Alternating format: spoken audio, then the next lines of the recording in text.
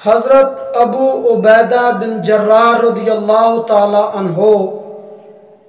حدیث کے راوی ہیں، فرماتے ہیں میں نے رسول اکرم صلی اللہ علیہ وسلم سے یہ بات پوچھی، عرض کی کہ یا رسول اللہ صلی اللہ علیہ وسلم ای شہداء اکرم علی اللہ عز وجل، کہ یا رسول اللہ صلی اللہ علیہ وسلم کون سا شہید اللہ تعالی کی بارگاہ میں سب سے زیادہ عزت والا ہے؟ تو رسول اکرم صلی اللہ علیہ وسلم نے فرمایا رجل قام الی وال جائر فامرہ بالمعروف ونہاہ عن المنکر فقتلہ، فرمایا کہ وہ شخص جو ظالم حکمران کے پاس جا کر اس سے نیکی کا حکم دیا کہ نیک کام کرو اور برائی سے روکا، تو اس کے نتیجے میں اس ظالم حکمران نے اس دعوت و تبلیغ کرنے والے شخص کو شہید کر دیا، تو یہ شخص جس نے ظالم حکمران کو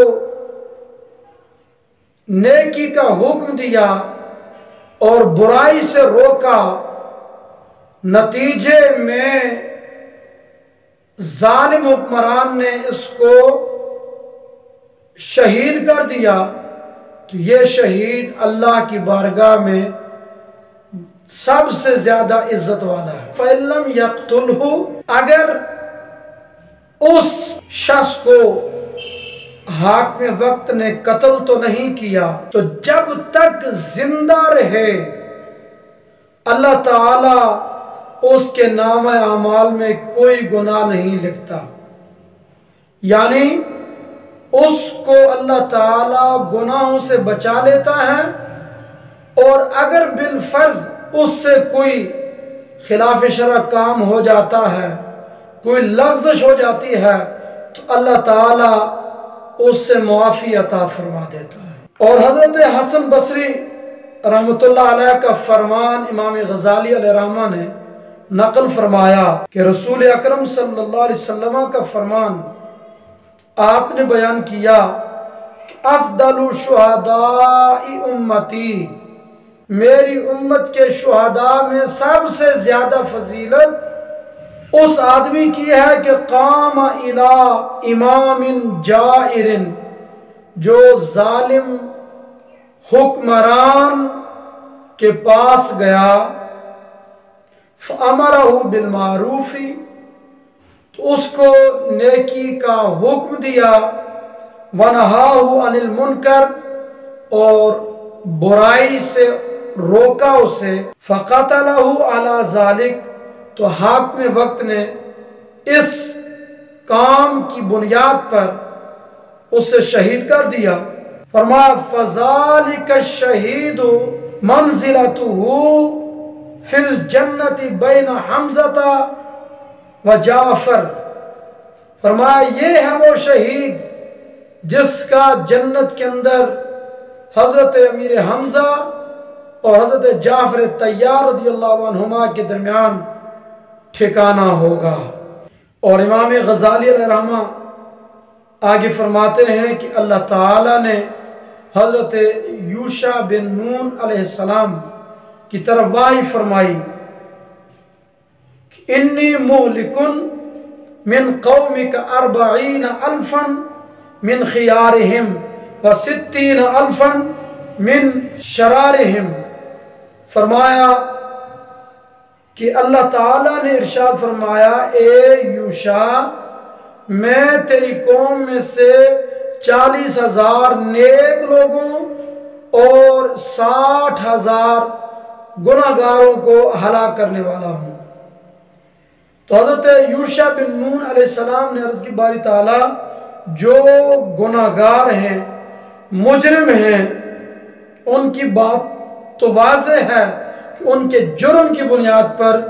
انہیں ہلاک فرما رہا ہے، اور رہے نیک لوگ، ان کو ہلاک کرنے کی حکمت اور سبب کیا ہے تو اللہ تعالیٰ نے فرمایا اے یوشع، یہ جو نیک لوگ ہیں یہ میرے دشمن کو دشمن نہیں سمجھتے، جس سے میں ناراض ہوں اس سے یہ نفرت نہیں کرتے، اور یہ آپس میں میل جول کے ساتھ کھاتے پیتے ہیں۔ اس کا مطلب یہ ہوا کہ اللہ کے دشمن کو دشمن جاننا اور دشمن سمجھنا یہ بہت ضروری ہے۔ اللہ پاک نے فرمایا یا ایھا الذین آمنوا لا تتخذوا عدوی وعدوکم اولیاء۔ اللہ تعالیٰ نے تو قرآن پاک میں صراحتاً فرمایا کہ میرے دشمنوں کو اپنا دوست نہ بناؤ۔ اب جو شخص اللہ کے دشمن کو، اللہ تعالیٰ کے بے ادب کو، نبی پاک صلی اللہ علیہ وسلم کے بے ادب کو اپنا دوست بنائے، ان کے ساتھ میل جول رکھے، ان کو اپنا دشمن نہ سمجھے، تو اس کا یہ کارنامہ ہلاکت کا پیش خیمہ ہے۔ تو خدا اور رسول کے دشمن کو اپنا دشمن جاننا یہ ایمان کا تقاضا ہے، اور قرآن پاک میں اللہ پاک نے فرمایا وَاغْلُظْ عَلَيْهِمْ، جو اللہ کے دشمن ہیں، کافر بے دین لوگ، ان پر سختی کرو، ان کے ساتھ میل جول، تعلقات، اٹھنا بیٹھنا شرعاً ممنوع، اور ان کے ساتھ سختی کے ساتھ پیش آنے کا حکم ہے۔ ان کے ساتھ یاریاں لگانا، ان کے ساتھ بیٹھ کر گپ شپ لگانا، ان کے ساتھ ہنسی مذاق کرنا بالکل جائز نہیں، کہ یہ اللہ کے عذاب کو دعوت دینا ہے۔ سنی بھائی ہے تجھ سے بھی شکوہ مجھے، کھو گئی غیرت تیری ہوا کیا تجھے، دشمنان نبی سے تیری دوستی، خود کو سنی کہلانے سے کیا فائدہ۔